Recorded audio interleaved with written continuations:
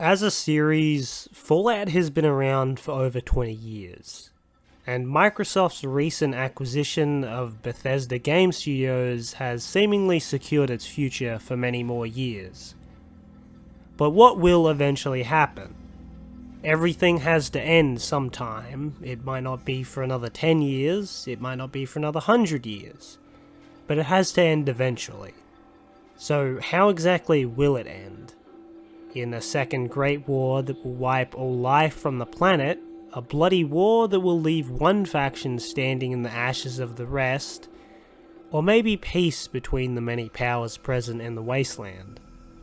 To understand what would happen, we would need to know what the world would look like at this point.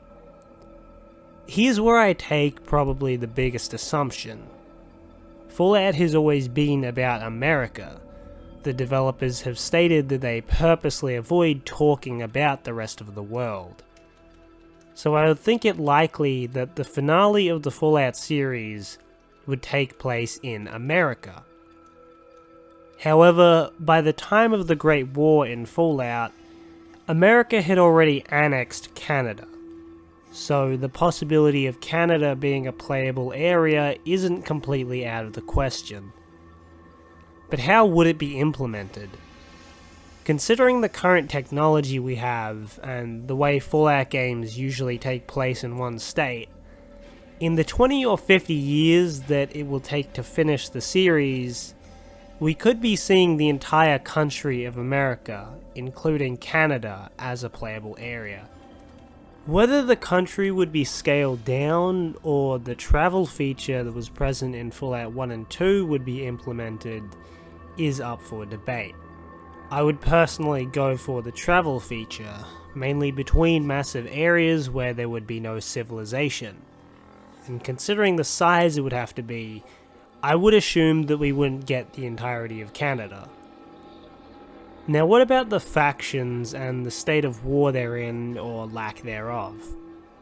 There's no way to know for certain, but from past experiences and the way the series is headed at the moment, I assume there would be 4, sort of 5 major factions in a state of turmoil, leaving you as the protagonist to break it. I'll establish what I think the lore introduction would look like, and I'll explain it in further detail after. In the year 2335, after decades of bloody warfare and annexation of territory, the NCR continued to expand east, crushing all who stood against them. As the Republic's might grew, so did its instability. The people lost faith in the Republic's morals, the resources were spread thin, and the soldiers grew weary from the never-ending war. Now in desperate need to slow its expansion, the Colossal Republic sought better ways to gain control of the country. This opportunity revealed itself with the discovery of Vault Zero, the largest vault ever built. Being built on the site of the Cheyenne Mountain Complex, this could be the last operational nuclear launch facility. However, NCR spies reported the residents of the vault were indeed still alive, and in fact were quite organized, with access to advanced weaponry and a sizable force of armed troops. They had also established a foothold in the area, using the multiple Geks they were provided with to create settlements and outposts. There was also another problem. The other players in the wasteland had discovered the vault, and all wanted control over America's last supply of nuclear weapons. In the north, after countless losses to the Brotherhood and NCR, the Enclave dragged itself out of the tomb it had been buried in. Slowly rebuilding their forces, the Enclave survivors ventured into the remains of Canada. There, they found little resistance from the local population, and even unexpectedly discovering friendly forces still held up in the Alaskan tundra. Although the Alaskan Enclave joined their brothers in recruiting the local populations, there remains an air of mistrust towards their Enclave brothers they haven't seen in over 250 years. Regardless, the Enclave became a military powerhouse once again, even liberating the northern states from the Wasteland's chaos. While the Enclave certainly is the most technologically advanced faction in the Wastes, they're still numerically the weakest faction. The best chance for them to reclaim their country is to control Vault Zero's nukes. Yet, as the Enclave edged ever closer to their goal, they once again came into contact with old enemies in the west and the east, but also a new one.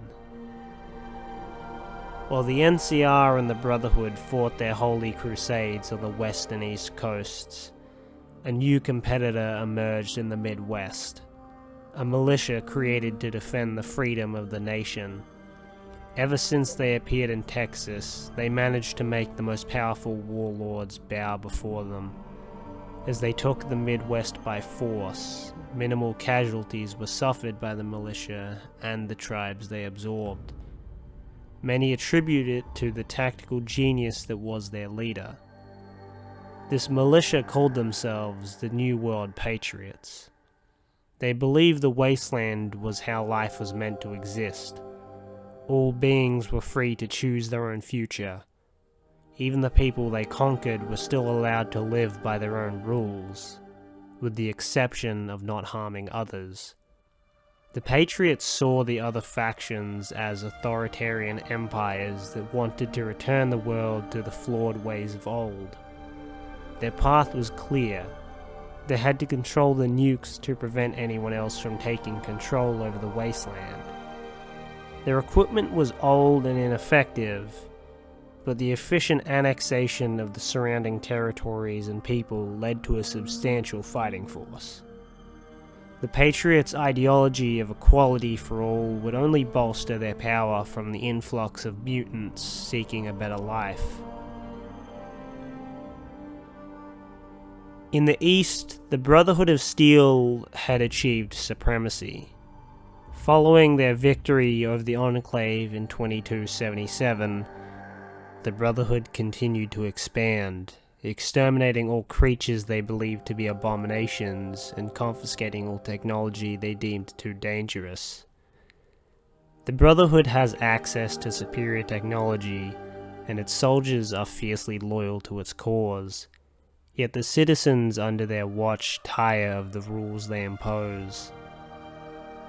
The Brotherhood may well have the strongest army, but they also have the hardest battle ahead of them if they wish to achieve national supremacy. Apart from the Enclave and the Patriots, there lies other obstacles in the Brotherhood's way. The Four Horsemen, a cult hell-bent on bringing forth the second and final apocalypse that will wipe all life from the planet. While this obstacle would be an enemy to all, the second obstacle would be one of the Brotherhood's own making. As the Brotherhood set ablaze the hives of raiders and murderers, they made only one mistake: letting them live. With one clear enemy, the raider gangs journeyed down to the peninsula once known as Florida. They brought warning of a ruthless force they'd never seen before, with a pure hatred of raiders. The slaver empires and raider gangs of the region formed an alliance with the displaced raiders. They made a pact to destroy this enemy force. It seemed all these factions were closing in on the fabled Vault Zero, yet they were each unable to make a move, as they knew surely another would take the advantage to strike. So they lie in wait, weapons drawn, for a way forward, through peace or war. So, the factions. I think it's obvious the NCR will have the West, and the Brotherhood is Bethesda's favourite child, so they'll keep them until the end. As for the Enclave, that's just wishful thinking on my part. Who knows where the Enclave will be by then, if they'll even still exist. The Patriots I made up as the new faction, along with the Vault Zero residents and the smaller factions of the Four Horsemen and the Raider Alliance. Vault Zero is essentially the Hoover Dam or water purifier of this game. This did make an appearance as the final dungeon in Fallout Tactics, but that game's lore can easily be swept under the rug if a new game calls for it. All four of the major factions would be able to ally with any combination of each faction. They can also choose to nuke or force a surrender of any combination of factions. Alternatively, if you side with the Four Horsemen, you can nuke everything.